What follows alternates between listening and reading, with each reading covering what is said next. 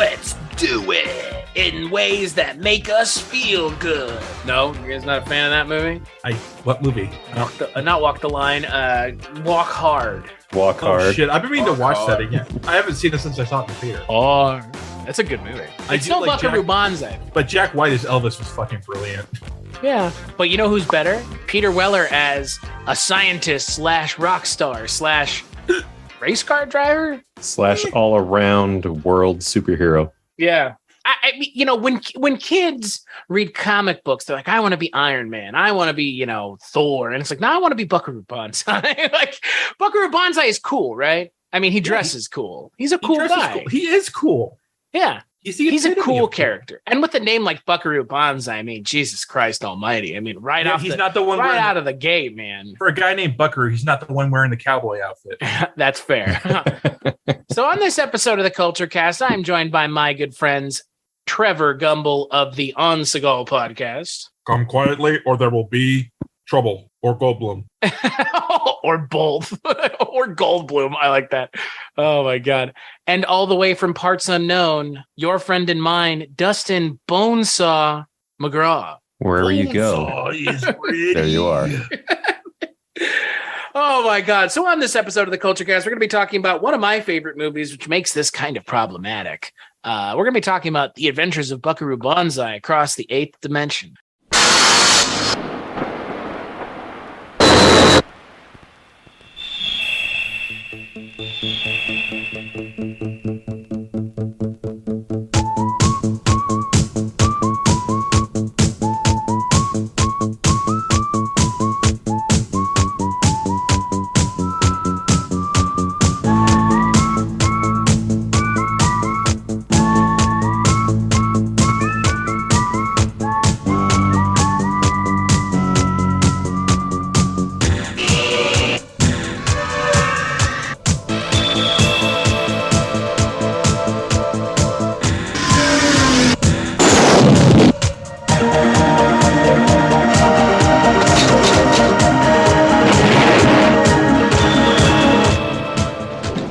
President's on line 1 calling about is everything okay with the alien spacecraft from planet 10, or should he just go ahead and destroy Russia? Tell him yes on 1 and no on 2.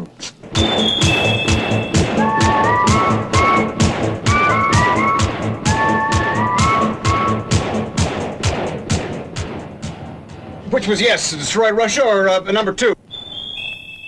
So the film is directed by W.D. Richter, written by Earl Mac Rausch, and it stars Peter Weller. I mean, it stars a lot of, but it stars Peter Weller, Ellen Barkin, John Lithgow, Christopher Lloyd, Jeff Goldblum, Vincent Schiavelli, Dan Hedaya, Clancy Brown is in this movie. There's a lot of people. And what is this movie about? Yeah.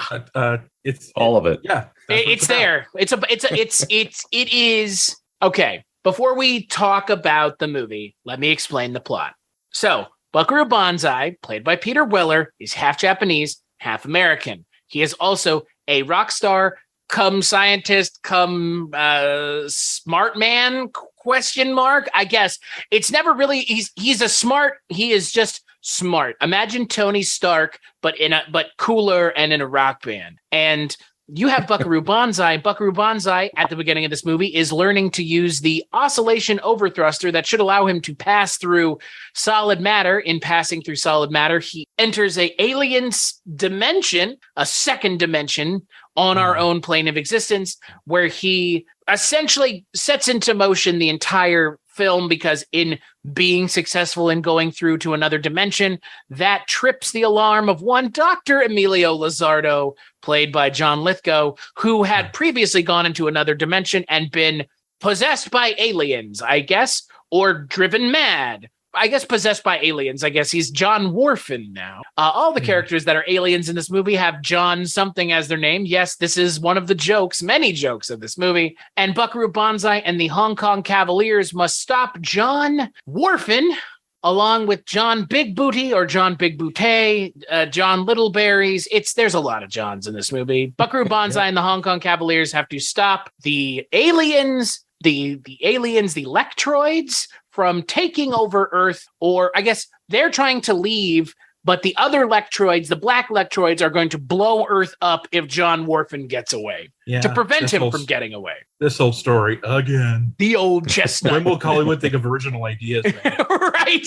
Whoa, yeah, one of the least fucking original ideas you've ever heard. Holy shit. So, Trevor, you were the one out of the three of us who had never seen this before.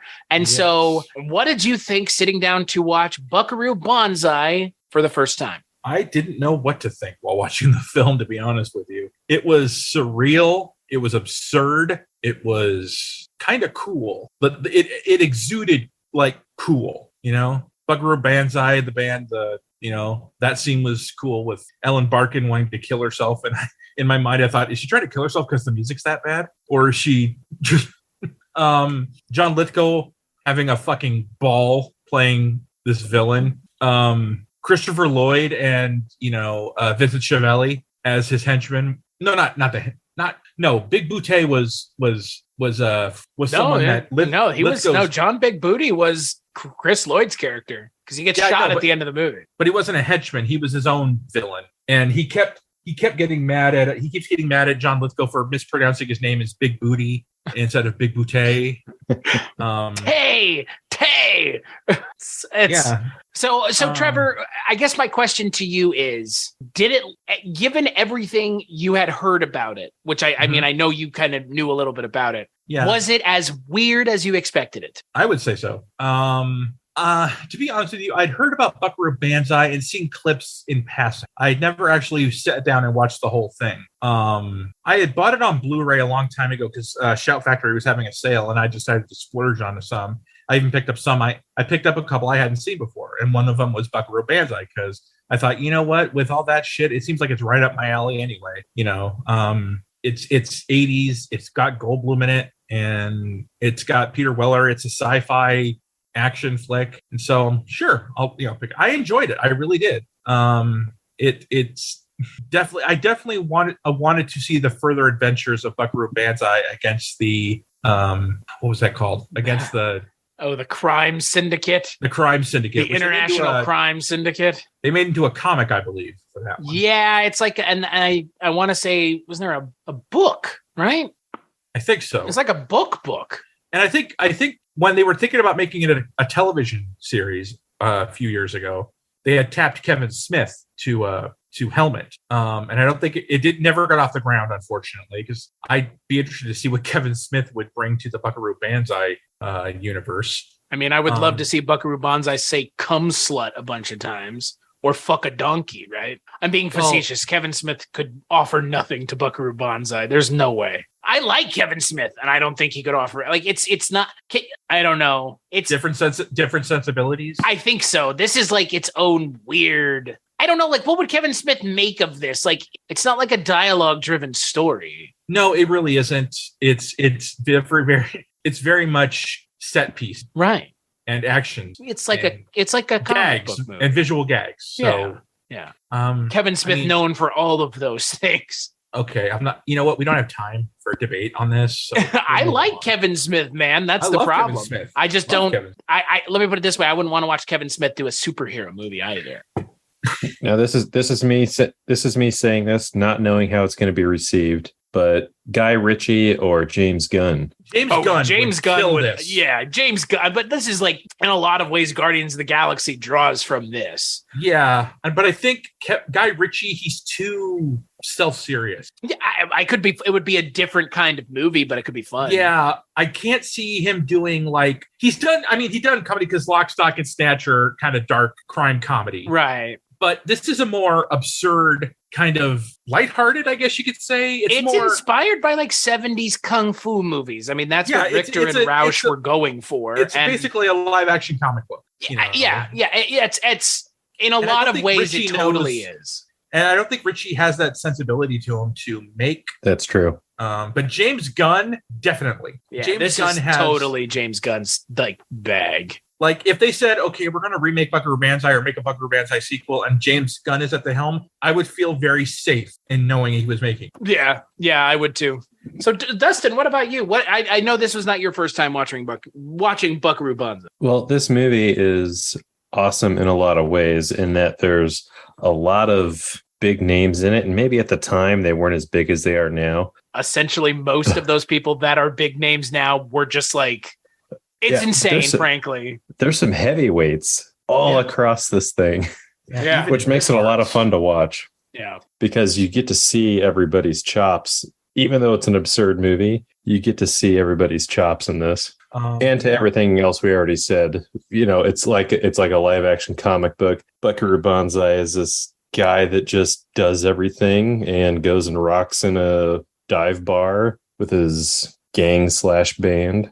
Right. And did you guys notice who the orderly was when John Lithgow escapes? Who plays the orderly? Yeah, fucking Jonathan Banks. Banks from Breaking Bad and Better Call Saul. Man, he only has the one scene, but I was like, oh shit, that Jonathan Banks. This is awesome. I love Jonathan Banks. It has a ton. Like, this movie has a ton of people in it. Yeah, it's kind of insane, Frank. Plus, I love how the movie just kind of starts like you're just in the day in the life of Buckaroo Banzai and the Hong Kong Cavaliers. It just starts and you're in it. There's no real buildup of characters. You figure it out as you go. It's explained in essentially a crawl at the beginning, like very Star Wars-esque, but the crawl is fucking insane. It's like half Japanese, half American scientist rock star, Buckaroo Banzai. It's like, what the hell am I getting myself into? Wrap your minds around that. Yeah, but again, like for me, it sets the tone for everything that comes after. I mean, every single thing that comes after. So the opening title crawl is Buckaroo Banzai, born to an American mother and a Japanese father, thus began his life as he was destined to live it. Going in several directions at once. A brilliant neurosurgeon, this restless young man grew quickly dissatisfied with a life devoted solely to medicine. He roamed the planet, studying martial arts and particle physics, collecting around him a most eccentric group of friends, those hard-rocking scientists, the Hong Kong Cavaliers.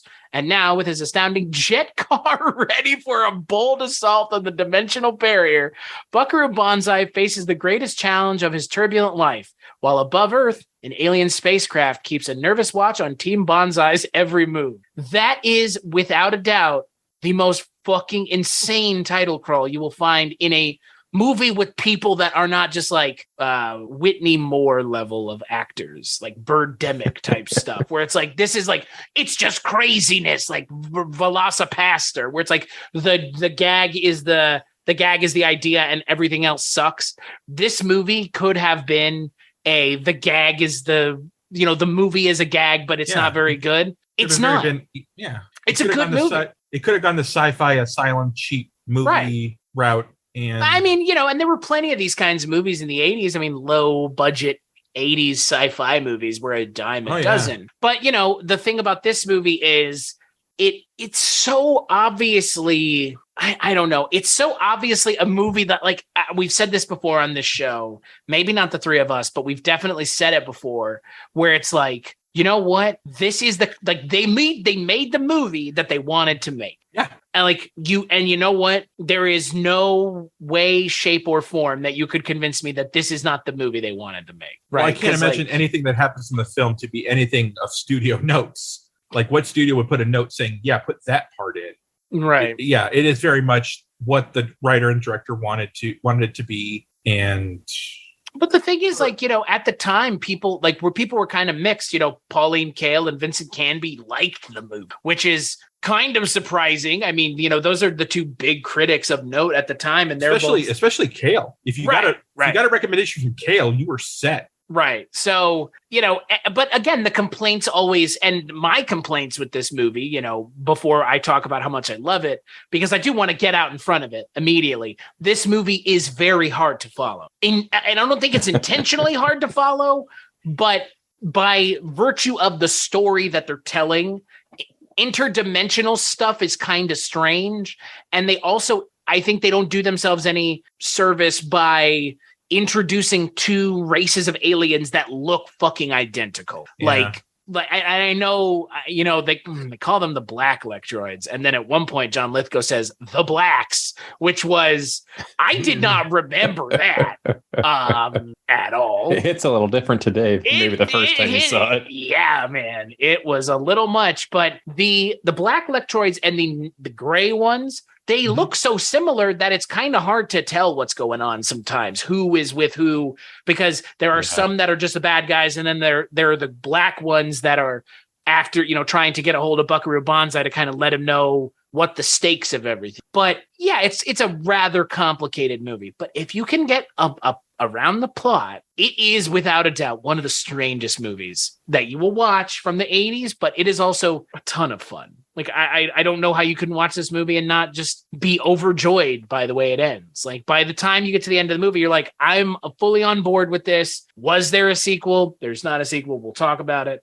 But it's like you said, Trevor, like by the end of the movie, you're completely on board. If you buy into this movie pretty early on, by the end of the movie, you're like, this is one of the great sci-fi movies of the 80s. It is. I know that might be controversial, but like, please tell, like, there are plenty of movies that came out in the 80s, like, that nobody gives two shits about. But then there are these select sci-fi movies from the 80s that people rally around. Blade Runner, Escape from New York, The Last Starfighter, Bill and Ted. This movie, this movie has a massive cult following. Like, this is not, this probably didn't have as big of a cult following 10 to 15 years ago that it does now. But I don't know if you guys saw Ready Player One, but in Ready Player One, one of the main character dresses up like Buckaroo Banzai at one point, which was so strange because it's like, that is so far removed from like a big budget Spielberg film, but yet here it is. And they're like, I'm dressed up like Buckaroo Banzai. And it's like, who the hell in the crowd is going to know that? I guess some people did. Of course there are people who did, but with Ready Player One is a discussion for a whole other podcast. It's a real bad movie. And it's a real bad book too. My feelings about that film. Never seen it. Very complicated. Very complicated. Have you read the book? I've read most of it. I remember when I was reading the book, all I was thinking was, this is basically just references to 80s and 90s stuff and hoping people will like the book just because, oh my God, it mentioned that thing I liked from when I was a kid. 100%. That was my takeaway too. It was like a very thin plot, very thin plot holding it together. A lot of pop culture regurgitation. Like, he has to go through the entire script of War Games, and he knows all the lines, Matthew Broderick's lines in War Games. Like, cool. Yeah, you, when you read the book, you're thinking this kid needs to get laid. It's a very, again, it was just weird to see a Buckaroo Banzai callback because it's like, again, I know that this movie has a big following, but like, I haven't met a lot of people that are like this movie a lot. It's not one of the bigger cult followings. It has a pretty big cult following. Yeah, but it's not like Rocky Horror, right? Yeah, but compared to sometimes cult followings take time to really find themselves. It's fair. It's like the Monster Squad. Even 10 years after the movie came out, I always felt that I was the only one who really remembered that and liked that film. But God, then I love that movie. Yeah, but then again, a few 5, 6, 10 years after that, then it started being recognized as this cult classic. I also think the internet helps, right? Like, because the internet definitely helps in the 80s and 90s. You felt like, like you just said, like, I love these things, but like, I don't have anybody to commiserate. Now it's like, just go on r/whatever the fuck. There might even be r/Buckaroo Banzai for all I know. I wouldn't be surprised if there is. And just go in there and talk with other people and be like, oh my God, like I love this movie XYZ. You couldn't do that back in the day. You could write into Starlog and Fangoria, but like in terms of interaction, like that was about as far as you could get than going to like a local con, maybe. Yeah, even you'd have to go into like a chat room. In the early 2000s, it was still in its budding phase because you'd only find them in stuff like GeoCities or Alta Vista or whatever, like these fan sites that were made with these free templates that you had on the internet with, a MIDI file of the song because you couldn't put the real song on there for copyright reasons. Can you imagine a MIDI file of the song from the end of this movie? Bing, bing, bing, bing, bing, bing, bing. Oh, I guarantee you I could find that. Oh, I'm sure. So let's talk a little bit about the movie's cast. So we've Trevor mentioned it in his opening quote, but you have the one and only RoboCop Peter Weller as the lead, a very, very young Peter Weller, I might add. He's this is pre-RoboCop, right? Yeah. Like 7 years. Or no. Yeah. This is what year was this? 84? This was 84, so this was 3 years. Only 3 years RoboCop. then. It's only 3 years before RoboCop. But yeah, so he's 3 years before RoboCop. He works on Firstborn and A Killing Affair in between Buckaroo Banzai and RoboCop. I mean, Buckaroo Banzai is being set up as like a vehicle for many things, like TV, movies, TV shows, more movies, toys, games, like blah blah blah blah. It's like it's one of those movies where it's like they had a bunch of stuff ready to go. Yeah. And then it, like, for whatever reason, kind of didn't hit the mark. And again, I think it's obvious why it didn't hit the mark. We'll talk about it. But Peter Weller is really good in this, right? Yeah. Oh yeah. Peter Weller's a good actor anyway. Yeah, I agree. I mean, I think he's one of the better. He's one of those like character actors that when I see him in something, I for the most part, I'm going to probably like the movie. I mean, RoboCop, Naked Lunch. He was in a season of Dexter, for whatever that's worth. But I mean, if you're in RoboCop, which I think we can all agree is like one of the quintessential 80s films, like that's like there are actors who have several famous roles to their name, but most actors would kill to have one as good as RoboCop, to the point where they're making a RoboCop video game next year or this year, and they're like, we need to have Peter Weller's involvement. Like he's iconic. I know that there's more, the Joel Kinnaman RoboCop, and then I think Trevor Burke, Robert John Burke, I believe, for RoboCop 3 and the RoboCop TV series, but Peter Weller, right? Like a really convincing, charismatic lead, which is not saying RoboCop's not that, but it's asking something different of Peter Weller. Yeah. I mean, this is asking Peter Weller to be the coolest motherfucker on the planet. Yeah, really. There's a suaveness to him, but a badassness to him. He internalizes like Eastern philosophy. You see that a lot. Like, I mean, it's obviously the whole, like, he's half Japanese thing, which, like, believable too. Like, I know Peter Weller is not remotely Asian, but like believable. I mean, I think again, Buckaroo Banzai, his name aside, like I like Peter Weller a lot in this movie. Like you said, Trevor, for an actor who I don't associate normally outside of this role with like coolness or being cool. It's like RoboCop's not a cool role. Like his fucking arms and legs blowing off and a bullet in his head. How cool is that, really? Yeah, like, but he's cool when he becomes RoboCop, though. Well, sure, but he's cool for a different reason, right? Okay. This is the kind of cool where any one of us would love to be able to rock that suit and the bow tie and, do all the crazy weird shit and just like literally say like, we're taking the hyper thruster converter and we're going out and blah, blah, blah, blah. It's like, yep, all right, I believe it. Sure, whatever.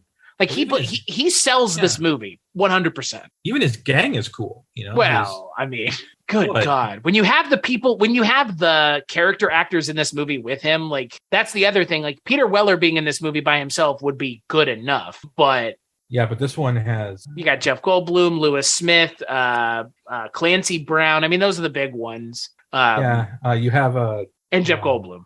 Yeah, who is like. Again, like this is pretty early in Goldblum's career as well. I mean, Goldblum is acting in 74 with Death Wish, and then 84, so a decade later, he's in this movie, but we're still 2 years removed from The Fly and almost, 9 years removed from, I guess, the role that he is famous for now, the Ian Malcolm role, which, I mean, is a good role in Jurassic Park. I think we could all agree, but I think you skipped over one of his best roles. You know what? I don't care, Trevor. Chris? I know what you're going to say, and I don't care, but go ahead. Only 3 years later. I give you the floor to fucking stink up this podcast with Transylvania 65000 once again. Not me. I said it, but you weren't talking about Into the Night. You weren't talking about anything else. You were talking about Transylvania 65000. Fuck yeah, I was talking about Transylvania 65000. Have you seen this movie, Dustin? I love Transylvania 65000. Thank you. Fucking degenerate. Dude, I watched that movie so much.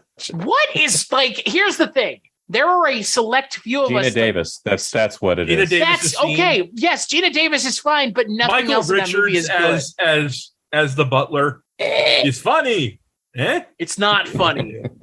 You know about me, I know about you. I swear to fucking God. Oh, John Biner, Carol Kane, Produced Joseph by the Malone. Dow Chemical Company. Yeah. Yeah. I How do love you it. feel? Yeah, whatever. You know what? No fucking shame. You know what? There are few and far between people who I come know on this Mike show White. that. Yep, Mike White Our and I are friend the Mike ones White who is don't not like going to it. listen to this now. He's not going to listen to this. I'm not sure he was going to stop. listen to it before, but now he's definitely going to turn it off. Look, at the end of the day, you can like Transylvania 65000 just fine, but Jeff Goldblum is fantastic in this movie. Oh, he Absolutely. is playing Jersey. Yeah, Dr. Jersey, Sidney's yeah. libel. Yeah, his name's Jersey, but he's wearing like this cowboy get up. My favorite character name in the film is Perfect Tommy. Lewis Smith is Perfect Tommy. He's pretty good. I haven't seen him in a lot of stuff.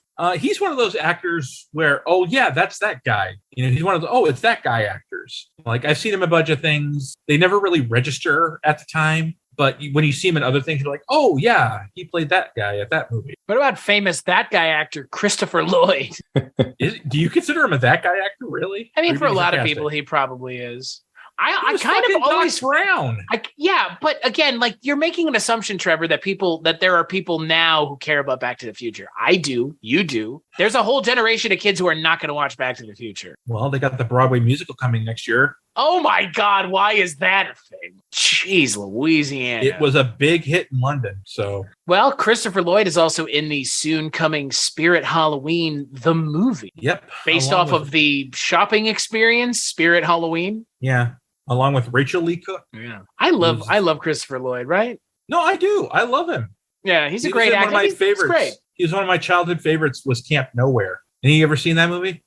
Sounds Nowhere? familiar. He plays this washed up actor. These kids talking to becoming their camp counselor when they rent out a camp for summer because they don't want to go to the camps their parents sent them to. So they trick their parents into giving them money for these fake camps they set up. And basically, they have their own summer camp where they buy lots of junk food, toys, big. To be honest with you, I don't know how much money the parents gave all the kids that are at this Camp Nowhere to afford all that shit, but the 90s must have been a real profitable decade. I mean, remember Blank Check? That kid had like $1 million and he built a fucking roller coaster. That's another movie. Or was that Richie Rich? No. No. That was Blank Check. That was another movie that 14-year-old Trevor really loved, and 42-year-old Trevor now sees as problematic. Especially the scene at the end where Karen Duffy gives him a full-on kiss on the lips at the end. We'll wait a couple years. Isn't that what she said? Which, to be honest with you, 14-year-old me would have loved to have had happen. But that's inappropriate, sir. Yes. Yeah, I didn't say it wasn't. Christopher Lloyd is in one of my favorites, Suburban Commando. I was frozen today. I don't know. Like Chris Lloyd has been in a ton of stuff. I mean, Star Trek, Back to the Future, Suburban Commando, Who Framed Roger Rabbit? Oh, terrifying. Angels in the movie. Outfield, Anastasia as Rasputin. He's pretty scary in that movie. He was even in Piranha. Oh yeah. He was in the Oogie Loves and the Big Balloon Adventure too. Then again, that movie was one of those. Christopher Lloyd is not afraid to take a movie for a paycheck. Let's just say that. But Nothing wrong with that. He never half-asses it. It was an interactive film, Trevor. We did an episode on it. It was great. Goofy, toofy, pick up your pants. Do you like Bubbles? I mean, that's the most embarrassing Carrie Elwes role in that movie is Carrie Elwes. My God, sir. What have they didn't pay you enough from Saw? Tony Braxton did Unbreak My Heart not make enough money for you? Chaz Palminteri. God. Talk about a weird movie. Woo. Jamie Presley, Cloris Leachman. Have you heard of this movie, Dustin? I don't know if I have. I think it has the record for the lowest per screen average of any movie ever. More so than that weekend. Hayden Christensen movie where he plays like a pizza maker. Don't remember. You know what I'm talking about? It's like Hayden Christensen and Emma Roberts, but it's like a Romeo and Juliet story told with in Canada's Little Italy. And they're like two separate pizza houses. This sounds fake, right? But this is totally Hold real. on. I'll look it up. A friend of mine's wife did like a rewrite on the script. Are you serious? Yeah, I'm serious. Oh, God. What the hell's it called? Like Little. I think it's just called Little Italy. Yeah, Little Italy. Yeah. Doesn't that sound good? Oh my God! Dustin? And this fucking poster. Oh yeah, with like a very old Hayden Christensen and a very young Emma Roberts. They don't look. They make him look younger in this poster. I think to make it look less creepy. He not only killed He didn't only kill younglings. He fucked younglings. Apparently. Wow. Too far. Man. Too soon. So the other person I want to talk about, you kind of already mentioned him, Trevor, is John Lithgow. Yes. Mr. Dustin, what do you think of John Lithgow in this movie? He killed it. I don't know what accent he was trying to do. Supposed to be Italian. But it was great. Supposed to be Italian. That's what because he says like arrivederci and shit all the time. Sure, let's go with Italian. I mean, Lizardo sounds vague. It ends in an O. Emilio Lizardo. Hey, Lizardo. I'm Emilio Lizardo. I mean, that's what he does. I mean, it is a unhinged performance. Oh, you got that right. Oh yeah, 110% effort. Yeah. That's what John Lithgow does. Right. And that's the thing. 110%. Like, that's the thing. You know, I talked about Dexter already. Like, he's the best part of that show other than Michael C. Hall. That 4th season with John Lithgow is amazing because it's John Lithgow. Like, that show could have ended at that 4th season and been perfect, more or less.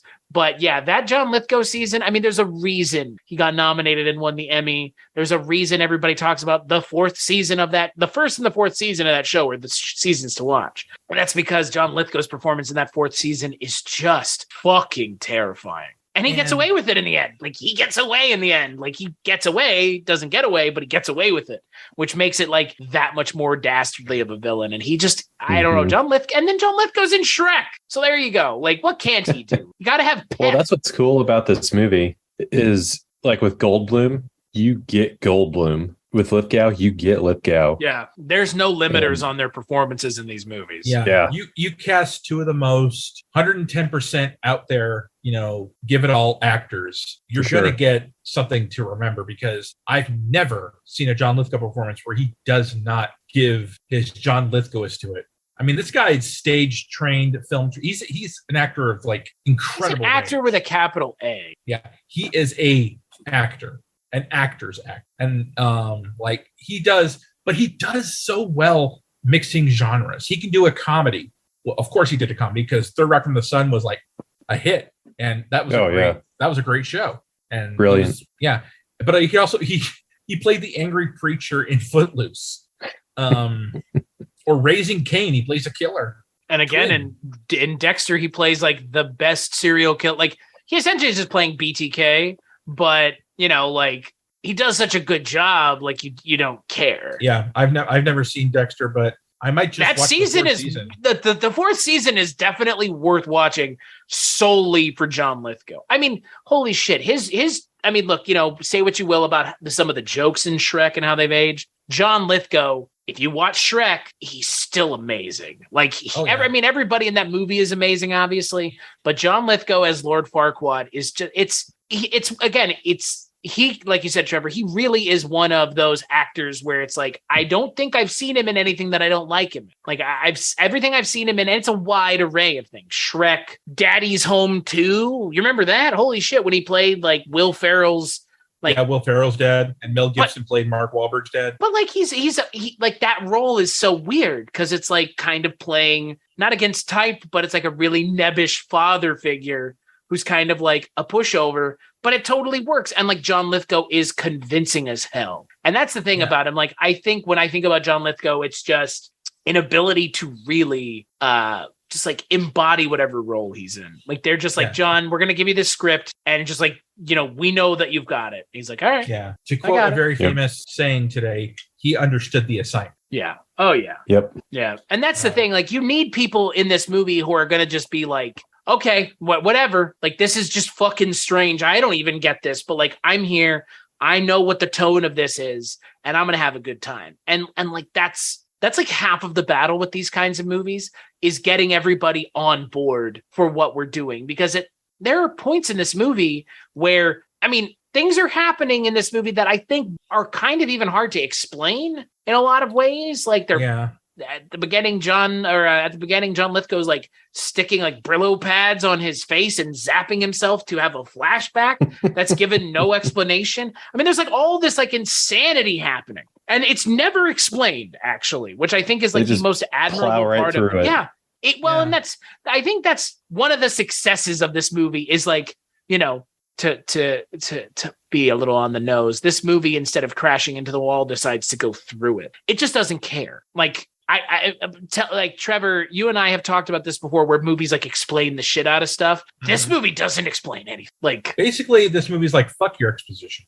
Yeah, like, you want exposition? Look elsewhere. Yeah, we're because when I was watching the film, like you said, I was very confused. Like, there were it was kind of hard to follow what was going on, but I just said, you know what, fuck it. This is the first time I've watched it where I feel like I genuinely understood what was going on. Well, it's a movie you probably should watch a couple times to kind of really understand, because so much shit happened. Yes. Within a span of, this movie's not very long. It's 102 minutes, but it's like chock full of just stuff. Yeah, and it keeps coming at you. I mean, it throws so much at you that you'd be forgiven if you couldn't get all of it. It's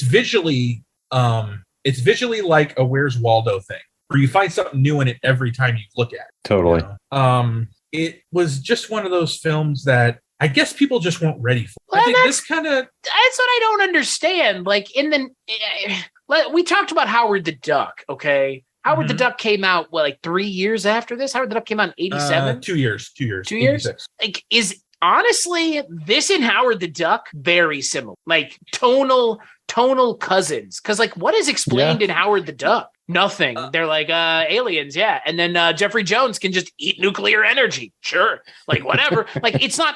I know that for some people, that will be a problem. But for me, and clearly for y'all, at least with this movie, it's like, you know what? Sometimes I don't need you to tell me every single fucking thing that happens. Maybe it's just we are different breeds of film watchers. It's an expectation thing, really. The majority of moviegoers are not like us. The majority of Trevor.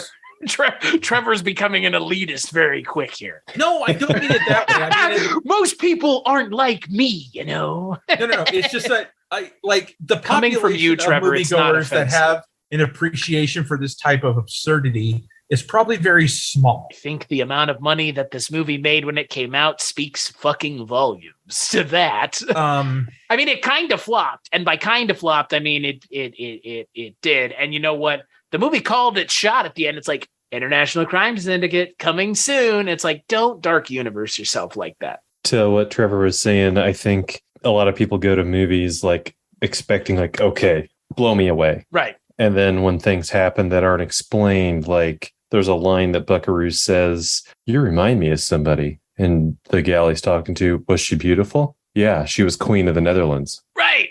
And it's then on to the next thing. And like, I think he's being serious. Right. I don't think he's joking. I assume he's being serious. But like, what is that story? Like, tell me that. Like, tell me that's a throwaway line. Like, how did that happen? That frustrates some people. Right. Like, they get hung up on it. Yeah. You just got to take it for what it is. Well, can you imagine if this movie came out today? You'd have all these like, Buckaroo Banzai, ending explained. And it's like, oh God. Right?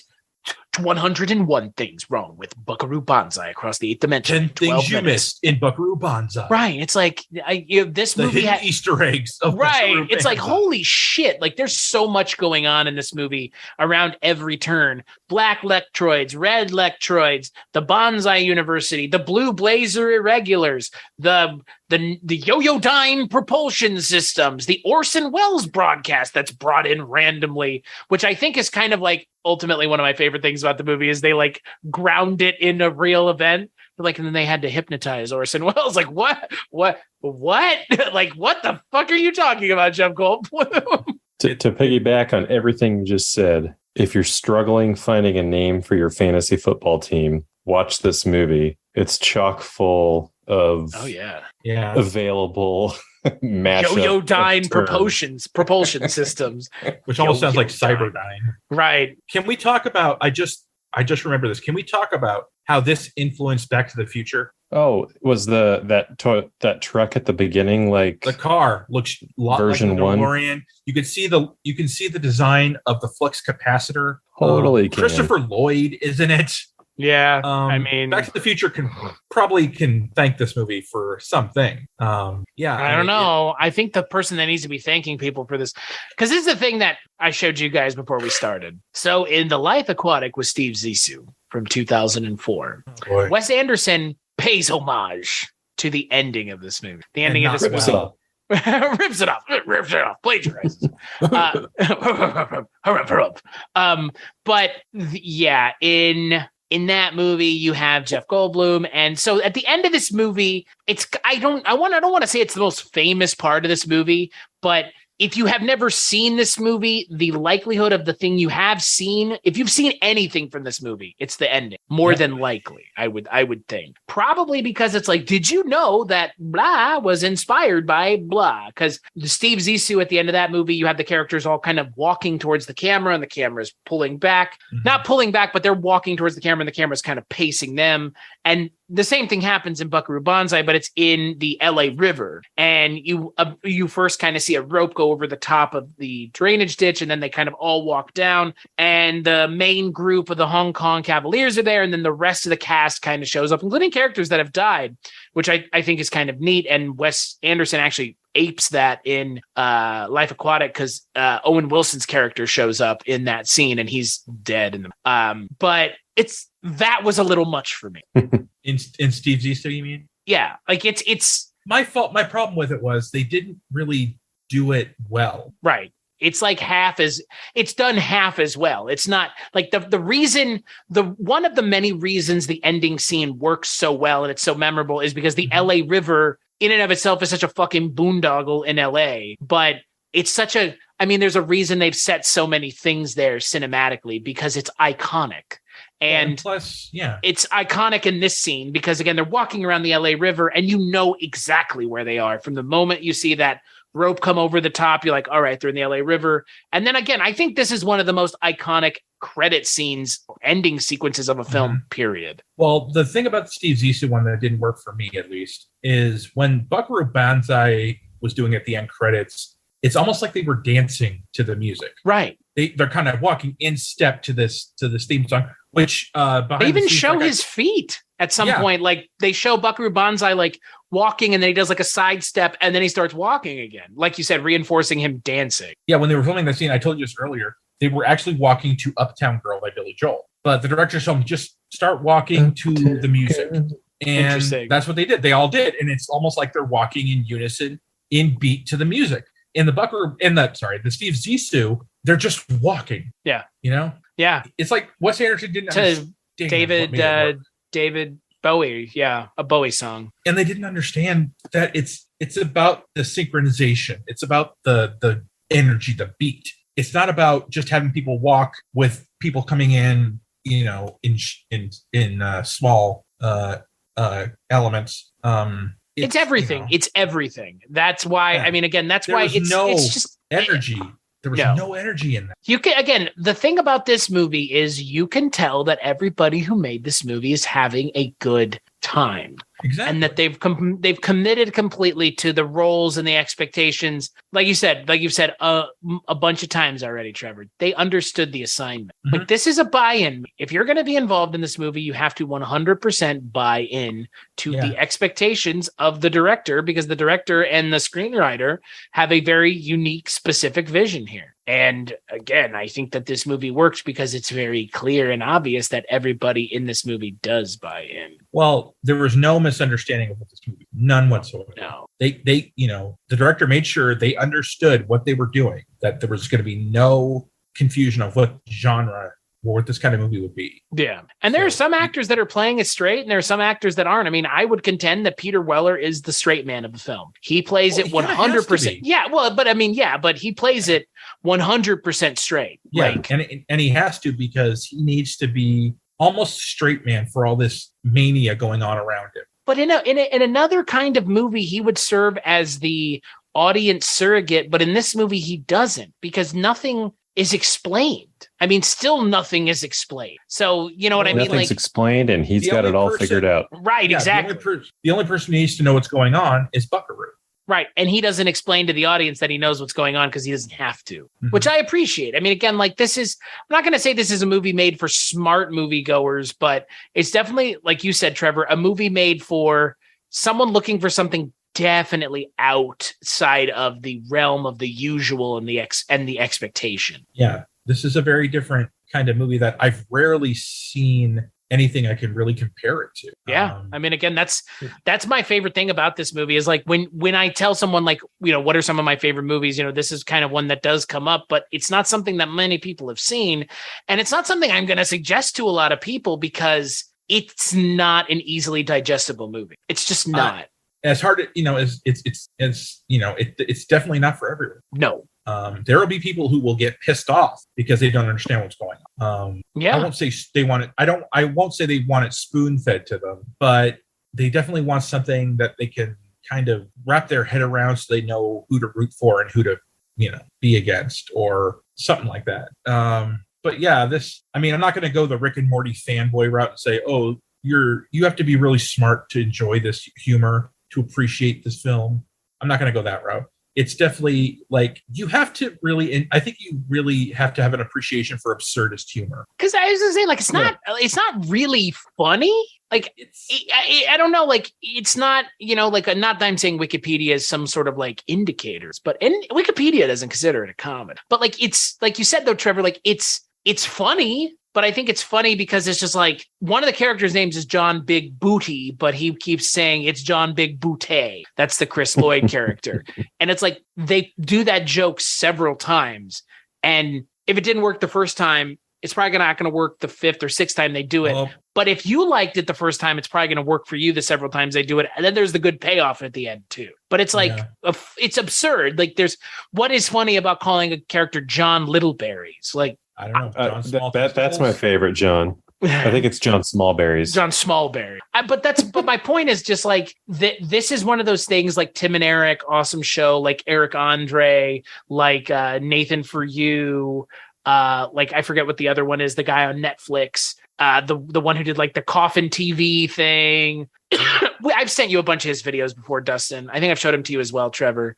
The guy who plays Ugly Sonic in the Rescue Rangers movie. But it's like, it's a very specific, or even someone we talked about last time, Tom Green. Like that's a specific kind of comedy for a specific audience. And if that audience finds it, they're going to love it. But most people, 7 out of the 10 people you showed the movie to are going to be like, okay, like, no thanks. What the fuck was that? Right. And like, that I sat down and showed this movie to come to some of my friends in college. And there was only one person in the room other than me who like, everybody else was like, what did we just watch?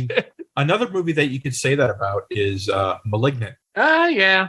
I think Malignant is more, no, I guess, Malignant is pretty weird. I think Malignant's weird for like different reasons, but it's that same, like 3 out of 10 people will enjoy it. Yeah. And it's also that like a movie that lacks explanation. Like they don't explain anything in that movie. They don't really have to watch that yet. If you explain it, I think it kind of ruins it. Yeah, we don't. And you know what? Since you haven't seen it, Dustin, I'm not going to ruin it. It's worth watching. Like I saw it in the theater, and oh my god, I left the theater with a huge ass smile on my face. I don't know how I didn't suggest it to you because it's fucking insane. This is a studio movie. This is distributed by 20th Century Fox. Malignant is a studio movie as well. And it was distributed in, like Trevor said, in theaters. And it's just it's maybe not as insane as Buckaroo Banzai, but it's insane for different reasons. Similar movie things, but also like, I can't believe this movie got made. And there will be times in this movie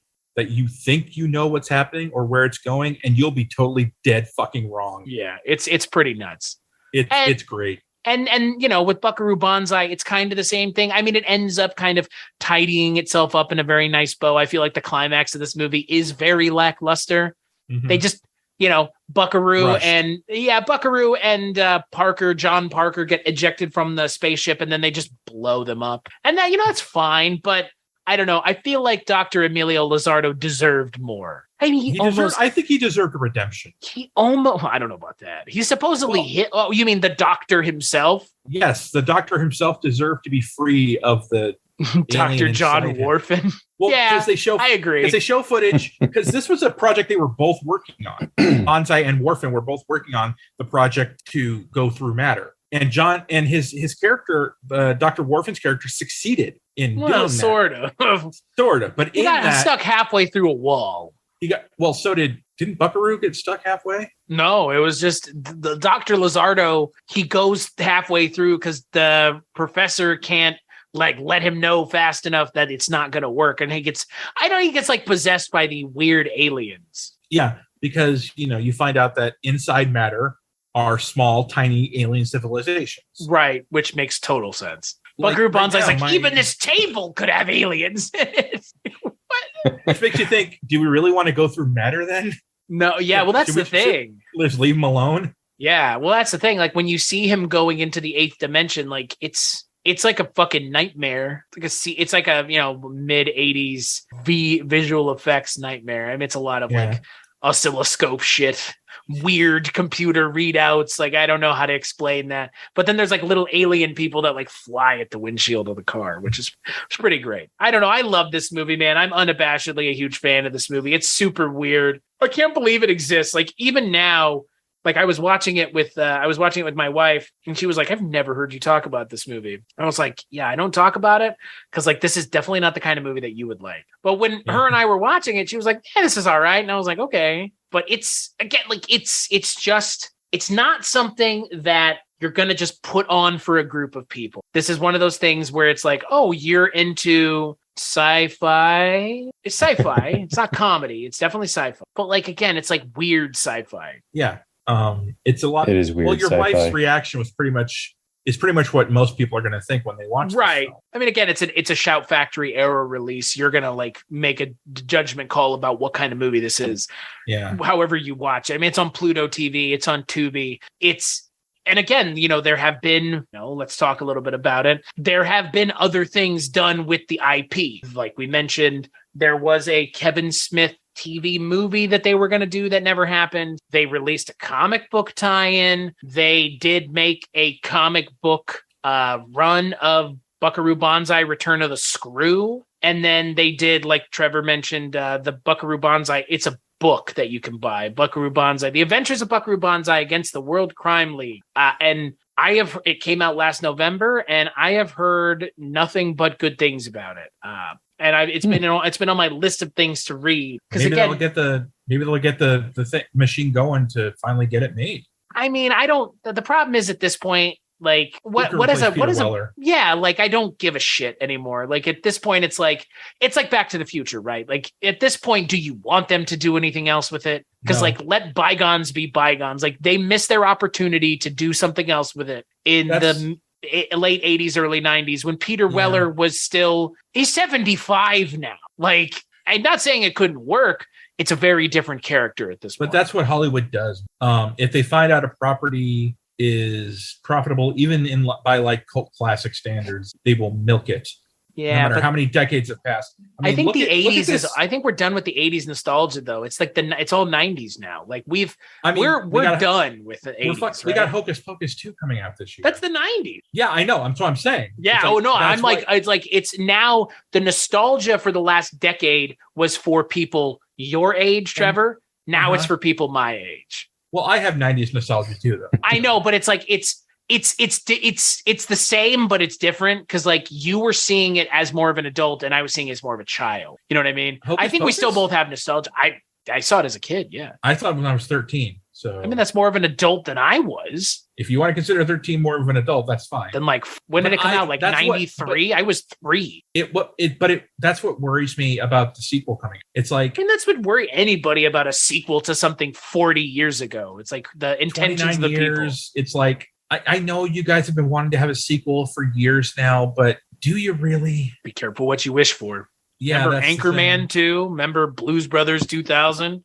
No one asked for Blues Brothers 2000. Caddyshack 2? Remember? I mean, no one asked for that either. I mean, Zoolander 2. I mean, the list could continue. The only person who asked for Caddyshack 2 is fucking John Peters. Super Troopers 2, not terrible. I like Super Troopers 2. Super Troopers 2 was actually pretty good. But that was crowdfunded, and that was within the same, that wasn't too long after the first Super Trooper. It was like 15 years. Was it? Yeah, the original Super Troopers is like original Super Troopers like early 2000s. Yeah, it was. And that came out like in the last 5 years. I love Super Troopers is great. Slammin' Salmon. Have you seen that one? I think the Broken Lizard guys. Slammin' Salmon. Slammin' Salmon. I love Slammin'. That's a good one. That's their second best one. What's the best one? Super Troopers. I can't even abide Super Troopers as the best one. It's not my favorite. I thought Club Dread was kind of weak. I love Club Dread. Oh, I love Club Dread. Club Dread's great. Coconut Pete. Maybe I have to give it a rewatch. Dude, that's what we should do as our next episode. My God, that movie's amazing. Naughty Cow, Bungo and Toki. I will say this about Club Dread. I cannot see anyone named Penelope anymore without thinking Penelope. That movie's amazing. Pina Colada Berg. Yeah. That bastard Jimmy Buffett, he released his song 3 months earlier than me. God bless you, Bill Paxton. Oh my God. Yeah. And like, but you know what my favorite Broken Lizard movie is? Beer Fest. It's just fucking good. It is great. Oh my God. Everything. What is it, Grandpapa? I love how the twin brother says, let's just treat me like my brother. Don't mention anything else. Oh my God. That I will like what a strange joke to be in that movie. But it like don't mention anything about me or my brother. Just recognize me as my brother. I quote that movie so often. Fucking hey, look what I found inside. A rat's fetus. Oh my God. Everything about that movie is just Jürgen Prochnow as like the villain for whatever reason. Yeah. No, the Broken Lizard dudes are Lizard dudes are hilarious. The Das Boot joke. Right. In the film. Like the Broken Lizard guys. You know that Super Troopers 2 definitely was better than a lot of their contemporary comedy. I mean, it wasn't sequels. as good, but it was still pretty damn funny. I mean, Anchorman 2 was really bad. Zoolander 2 was. I've never seen it. Boy, it's hard to watch. Extremely transphobic, especially Benedict Cumberbatch's cameo. Oh my God, I don't even remember that. Yeah, apparently it really pissed off the transgender community, and I can see why. It's pretty offensive. Is he playing like an androgynous model? Is that what it is? Okay. Okay. Not great. But I mean, I'm not sure Zoolander stands up either anymore. Like, no, I don't know how well it's aged. I mean, it was like 1999. Again, I haven't seen it in forever. Right. I mean, if I want to watch it, I'll just wait till Comedy Central puts it on for the 10,000th time. I love it though. It's like one of Ben Stiller's great. So. You mentioned the Slam and Salmon. Underrated. The late great Michael Clark Duncan. Meat Drapes. The Will Forte character who just reading a book. And he's like, and the reason he was, he just wanted to be in a quiet. He's dying of cancer. He just wanted a quiet place to read. And so didn't he leave him a tip or something? A good, nice tip. I haven't seen that movie in a long. But when he walks out the door, he gets hit by a bus. Is that? Yeah. Okay. God. Yeah. You know who I love? Speaking of character actors, Will Forte. Will Forte is great. MacGruber. I mean, have you seen MacGruber? Saw it in the theater with my dad. He fucking hated it.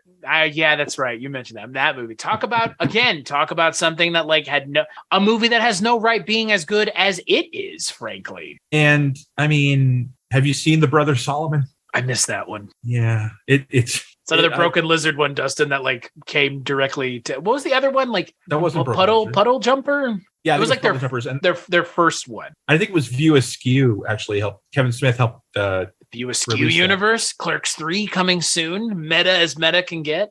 Because I think Jay Chandrasekhar did some behind the scenes work on Kevin Smith film. I just remember when Jay Chandrasekhar was in Jackass as the cab driver. Oh, the cab driver terrorist bit. Yeah. And what's his name? The guy who always gets the shit end of the Danger stick. Aaron. Yeah. Yeah. He shit beat out of him by him. Yeah. And he got pubes on his face, but they don't tell him. The part of the movie that I thought is they replaced his Johnny Knoxville's lotion with was it pig semen or something? Oh yeah. And they show footage of Johnny Knoxville actually using his lotion. I think I must have forgotten that part. Thank God. That's it. Anyway, But yeah, the Broken Lizard guys don't get enough credit. Jay does a lot of directing television. Yeah. He does a lot of, so they're doing okay, When you wait 15 years to make your sequel, the likelihood that it's good is going to be very low. Yeah, they kind of lucked out with that. I mean, it still wasn't as funny as the first one, but it still had a lot of good laughs in it. Tacoma FD is really funny. I don't want a sequel to Buckaroo Banzai. Like, as someone who's a fan of this, like, I don't need any more. Like, just know they're going to reboot it. You know it. Why? Money. I don't think they will. They would. That's what I'm saying. If they were going to, they would have. Okay. Like I don't know. I think 80s nostalgia is out the door, man. Like we can't live on 80s nostalgia alone. I think once this podcast gets out, Right, this will be it. This is the catalyzing it'll light a fire. moment. Yeah, but I don't think Roush is going to be writing the sequel because after he wrote Wired, I think his career was dead. The John Belushi movie where it's John Belushi as a ghost, and his guardian angel played by Ray Sharkey going through his life and all that shit. And apparently, John played by Michael Chiklis. Okay. You have to. I don't know if I should say watch it. It is very fucking awful. And you kind of wonder why the fuck was it even made, because it was so disrespectful to, like, Dan Aykroyd actually put a hex on the film and he got a guy fired off a movie he was doing because he was in Wired. Man, now that is some petty ass bullshit. Oh, he was fucking pissed, man. He was so pissed about this movie. It is, yeah. Like Michael Chiklis felt he got blacklisted for quite a few years because he did this film. That seems fair. You know what W.D. Richter adapted? What? He rewrote the entire screenplay and updated it and modernized the screenplay for Big Trouble in Little China because it was originally a Western set in the 1880s. And so W.D. Richter adapted the screenplay into the modern day story that we have. Big Trouble in Little China, one of the great actions. Another thing they're trying to remake with The Rock. Oh, the Sean Connery movie? No, Big Trouble. No. That's Rising Sun. No. They're trying to remake Big Trouble in Little China with The Rock. Oh, I thought you said remake The Rock. Okay. Remake The Rock with The Rock. The Rock is a perfect fucking action. I love The Rock. It's one of my favorite action movies. I haven't seen it in a long time, but the thing I remember about it is that it's supposedly, I guess you could think headcanon that Sean Connery is playing his James Bond from the original James Bond movies. And they kind of give some, like, don't they give some stuff where it's like, he was like a secret agent. And it's like, oh, he's James Bond. There was 90s and Bruckheimer just seemed to fit. Hey, man. Maverick. Yeah. Pirates of the Caribbean movies. That first Pirates of the Caribbean movie is still fucking amazing. I mean, Crimson Tide, still like amazing, tense thriller. Uncredited, written by Quentin Tarantino. Everybody's favorite. Yours and mine. Prolific podcaster Quentin Tarantino. I have not listened to that podcast. Do you know? No, I don't. Who was credited in Buckaroo Banzai, but was deleted out of it? Who? Jamie Lee Curtis. That's right. I think I read that, yeah. Because he was supposed to be like Buckaroo's mom. Wife. Oh, mom, yeah. Yep. It's on the Blu-rays. Which makes sense. I mean, I don't know why, but I believe that. Yeah. Right? It's so random. Well, Jamie Lee Curtis is the kind of actress who's probably game for anything, any genre. Yep. She's pretty up for anything. So I could see. And at the time, she was probably like, "You got Goldblum, Lithgow, right?" Yeah, yeah. I mean, hell, I should go and watch that scene because Jamie Lee Curtis is awesome. Yeah, she's great.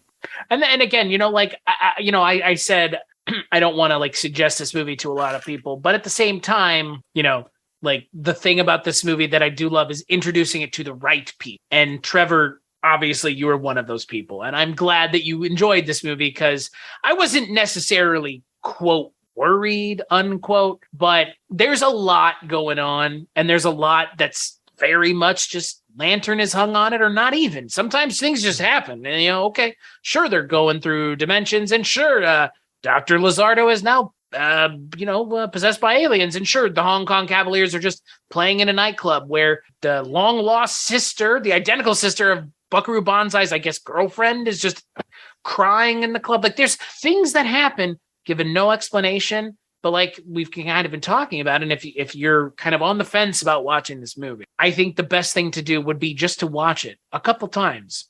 Because you're not going to get it. I mean, I love this movie, and even I didn't get it the first couple times I watched it. And it's not like there's like some sort of deep philosophical statement in this movie. It's just that the plot's fucking confusing. Yeah, it's a bit of a mind twist movie. Well, they don't do themselves any favors because they keep introducing stuff essentially right up until the last 10 minutes of the movie. And I was like, what the good God in heaven? Like you're still going. I think they knew this movie was only going to be accessible to a certain group, and they just wanted to focus on that group. They weren't trying to be a mass appeal film thing. Well, I mean, again, it's, in my mind, what this movie really is it's like Indiana Jones. It is a film inspired by a lot of other things that is being mashed into this one thing. I just don't think Earl Mac Rauch is as talented a screenwriter as Steven Spielberg and George Lucas are. And I'm not saying George Lucas is like God among screenwriters, but I think what this, and again, if you want me to be critical of this movie, which I'm more than happy to be, even of things I fucking love, this movie is way too complicated. But that's what I like about it. Like, I like that it's kind of weird and hard to approach and really inapproachable, but like, I wouldn't change anything. Like, I could say like, well, we could take this, and this out, and maybe it would make sense. But then it's like, well, you've taken those things out. And like, now I need to explain a whole nother raft of things that don't make any sense now because you've left these other things out. And I feel like I feel like at some point you start taking too much out of this movie and it loses how weird it is. And what makes it this movie. It's a Jenga puzzle. You take one thing out, the whole thing could tumble. There's a lot going on here. And again, there's things you can't take out, because if you take them out, like, less of the movie even makes sense in a movie where very little already is given any explanation. And oh, by the way, what this movie opened up against? Do tell. Star Trek 3, The Search for Spock, Indiana Jones and the Temple of Doom, and Ghostbusters. Oh, wow. This movie was fucking put that bolt gun up to its head and shoot it before it can even come out. That was a suicide mission, man. But here's the thing. Nobody knew at the time Ghostbusters was going to be what it is.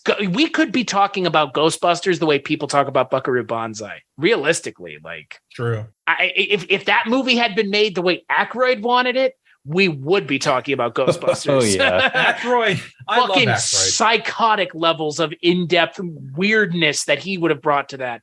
I mean, the original script for Ghostbusters was unfilmable, right? For all intents and purposes. It was basically, the Ghostbusters were already a set-up organization, and there were various divisions throughout the universe, I think. At least through the United States. At least that's the... I think he wanted he wanted it to be so grand in scope that they could go to hell and like and into the future. I think there's like time traveling. Yeah, he wanted to make this movie that would cost what, like a couple $100 million. And in 1984, that would have been cool, but But then again, you can't blame the people for saying no to that concept. No, but look at what we end up getting instead. Like that's classic. The thing. But that's the thing. Like, what makes Ghostbusters classic is that it takes a pretty crazy idea, really kind of chops everything off that it doesn't need, and then grounds it in reality. Like, Ghostbusters is grounded in reality.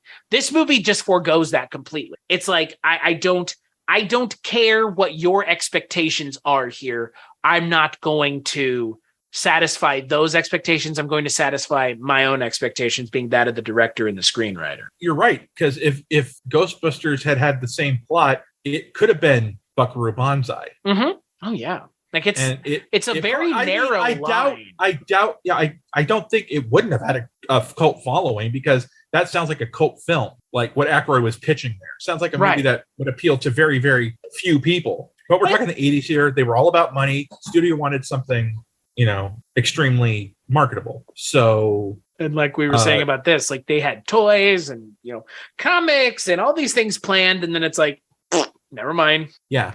Which is a shame. You put all your eggs in one basket. Yeah. I mean, again, it's a good concept. I think they just really, it's like anything else. We've talked about this recently a lot. Like, they put too much. They just put too much, just way too much. Because like, you've got so much, you have characters dressed up in like I don't know, like kind of like zoot suit Rat Pack attire, then dudes dressed up like cowboys, then it's like there's so much going on. Yeah, there's so much going on all the time. It's like, man, you literally put every idea from your 300-page Essential Buckaroo Banzai kind of style guide that they were writing together. They put like everything they could into this movie, which is fine. Like, you only get to make this kind of movie once, so go ape shit, I guess. And they did. Well, they really did. That's what you have to do. I mean, you might only get one chance at doing this, so fuck it, go all out. Yeah, and they did, and that is, I think, ultimately why I love this movie. Is would there be things I could change about this movie? Yes, but I don't want to, because that's what makes like the problems with this movie are the positives in a lot of ways. Yeah, it's weird. But cult movies are weird. It's the weirdo kid sitting alone in the lunchroom at high school that only a few people can really talk to and relate to. Or it could be the anime girl who works at who goes to your school and has this small group of friends who appreciate her weirdness. All I know is no matter where you go, there you are. It's pretty good words to live by, Mr. Buckaroo Banzai, as they would say. So, Dustin, final thoughts on Buckaroo Banzai Across the Eighth Dimension? Well, it's hard to put it into like a final thought because of its complexity and everything it throws at you and everything that this movie has. But if you're wanting to try to understand the movie, I would put it to you like this. Drink yourself sober with this movie, meaning if you're going to enjoy it, you just got to keep drinking it in. Don't stop and try to figure it out. Wait till it's over and then think about it and watch it again. The other thought I want to say is, I know you said you don't want to see a sequel, but it is fun to think about what a reboot would be like. Like, who would be Buckaroo? Chris Pratt. First person that comes to mind is Chris Pratt. You're sick, sir. You're fucking sick. Listen to first here. person that comes to my mind, Keanu Reeves. Keanu, right? Like that whole samurai like is it an older Buckaroo Banzai? Could be if you're thinking younger. Yeah. Ooh, yeah. I don't know. I don't know. I don't know any young actors, right? What a bunch of fucking old people we are. Who are the young newcomers? I was going to say Ryan Reynolds, but he's got too much of that. He's glib personality. That Buckaroo definitely isn't. I think Keanu is a pretty good one. Yeah, I like Keanu. Yeah. He also has the hair. And then I think you got to put like Batista in there somewhere. He's just funny. Make Batista the villain. There you go. He's proven he's a good actor. Do you guys John Smallberries? Right. Do you guys not ask yourselves what the watermelon was doing in that one scene? You guys see that was a great moment. Right? There's just a watermelon between two pressure plates. Goldblum, what's that watermelon doing there? I'll tell you later. Goldblum asking the questions that need to be asked. So on the Buckaroo Banzai frequently asked questions, the two most asked questions have been answered by W.D. Richter. W.D. Richter's answer to what the watermelon is what you see in the critical stress lab is a revolutionary watermelon capable of withstanding impact pressures of 300,000 pounds per square inch. Sweet, juicy, and vitamin-packed, this remarkable fruit can be dropped from bomb bays of low-flying aircraft into the backyards of disenfranchised villagers in the remotest backwaters of this angry planet. Just another Team Banzai effort to cut through all the unnecessary crap around us and help people help themselves. Look for high-impact, low-cholesterol eggs next, and sooner than you think, shatterproof whole wheat taco shells. Okay, but wouldn't the watermelon be hard to cut into? No, because it's a knife. They're talking about just like pressure. I don't know. Trevor, why do you got to ruin that? That was a good explanation. Was that not a good explanation? Okay, how many rubber bands would it take for that watermelon to explode? That was the question I was hoping you would ask. And I think they should, if they do a sequel, they should definitely answer that question. Right. What was the Buckaroo Banzai and what was that watermelon? It's just the name of the movie. Throughout the film, just cut back to the watermelon at times with just sitting there, rubber bands around it, just seeing how much pressure it can take. So Trevor, what are your final thoughts on Buckaroo Banzai? It's Buckaroo Banzai, man. I mean, it defies explanation or criticism. It's a film that I really enjoyed, but I can understand if people don't enjoy. And in that way, it's almost critic proof because it's very unpretentious in its intent and its content. And so I appreciate it for that because it's not, it's not, like you said, it's not supposed to be like brainy humor. It's very much of the absurd comic book style. It's its own thing.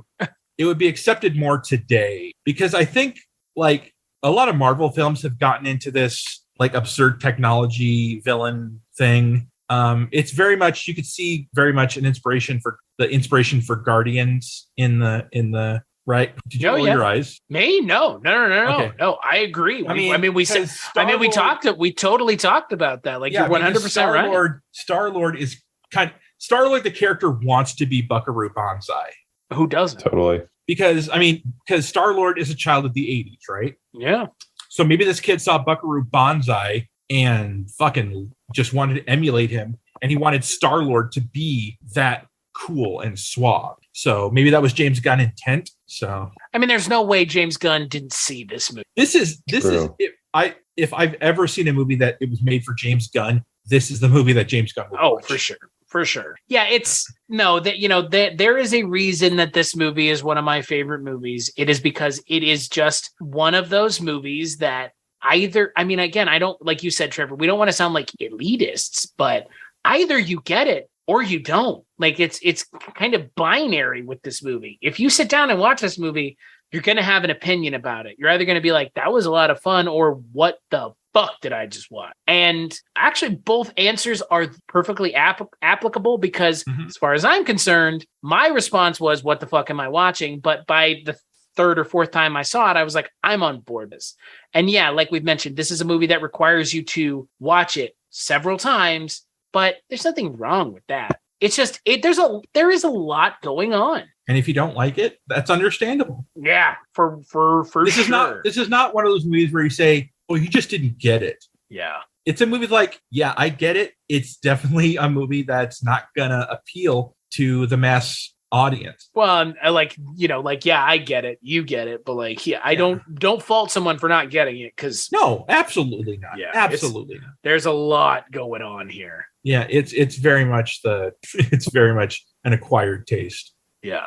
Like a fine wine, it gets better with it. I mean, I'm glad that this film has found its audience. I'm glad that people are into this movie. I'm glad that this movie has a comic book and a movie, and I'm glad. I am, because again, I love this movie so much, and I'm glad that other people feel the same way. I'm kind of glad this movie's cult following is as small as it is, because if it was bigger, we'd probably get over merchandise to hell. Yeah. You'd see Buckaroo Banzai shirts in Hot Topic. Fucking Spirit would be selling costumes and shit like that. So this movie is just cult enough to stay a little bit under the radar. Yeah, I agree. I 100% agree. It's like Fringe. I mean, it's a cult movie, but it's Fringe mainstream. Yeah, it's not cult like Hocus Pocus or Rocky Horror or anything that's very mainstream. Or The Room.